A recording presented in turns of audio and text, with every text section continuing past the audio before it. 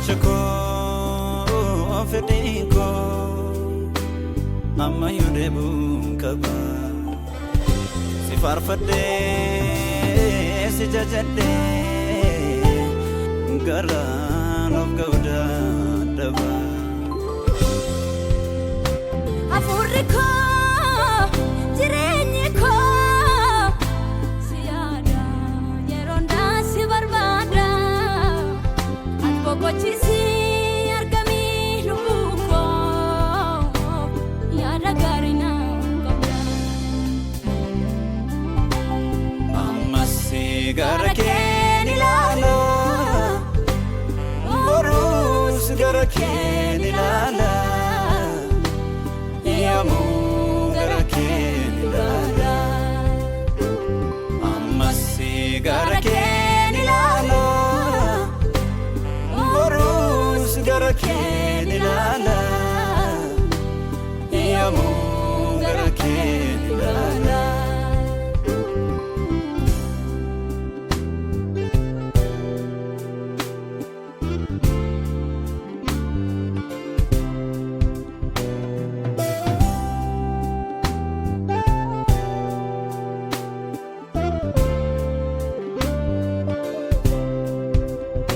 Wajjin ta'uu keenan barbaada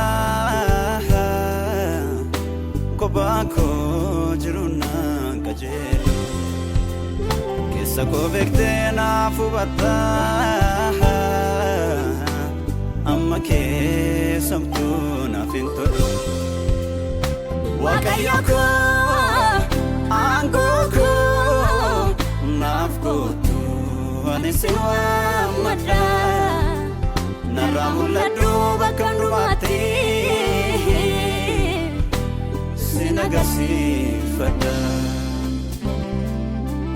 Naaf mul'adhu Waaqayyo koo naaf mul'adhu mootii koo naaf mul'adhu ulfina koo naaf mul'adhu bareeda koo.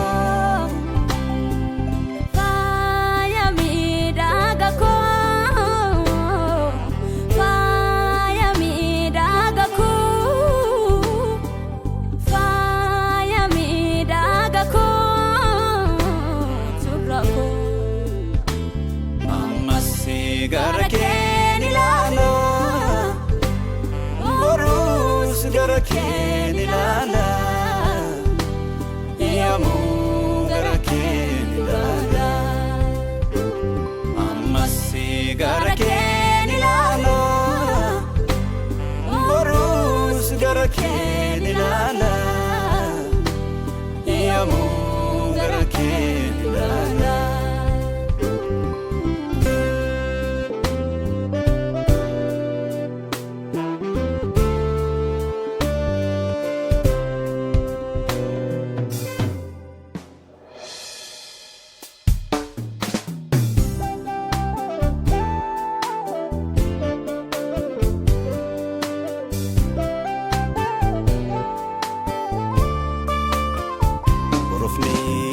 Abshani akka yaadu gararraa'ooli lubbuun koo si jetti si yaaddi gooftaa korrallee.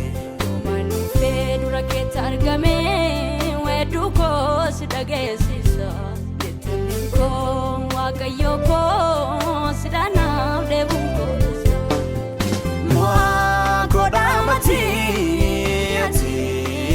ati yeroo dansi waammadha absanaaf ika jireenyaati challenge nu faarfachuun sittanaaf kutee fuula koo siif jedheera bara koo ulfaadhu Waaqayyo koo ulfaadhu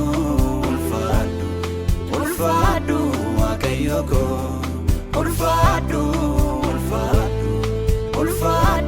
Waaqayyo koo.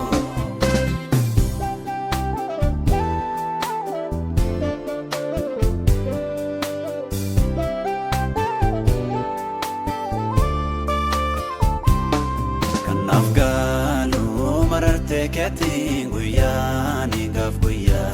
dabarsu naftate tagarummaa keenii keessi koosi farsu nobsu hiriiree dhufee natti yaadatame arjummaan kee laphee koo guuteera si qofa naaf michuun baroota Yesuus koo kan koo si godheera naaf sirriidha yaadni kee bilkoomsaadha gorsi kee si dhagaan deema naaftaa karaa kee godoo kee keessa buufadheenii si faarsuuf afaan saqqadheenii akkasan siin jedhee muddamoonnee kun jaalala dhaabatti naafaddaati naafadda kanaaf anaadatti si yaada si barbaada jaalala dhaabatti naafaddaati naafadda kanaaf anaadatti si yaada si barbaada si yaada si barbaada si yaada si barbaada si yaada si barbaada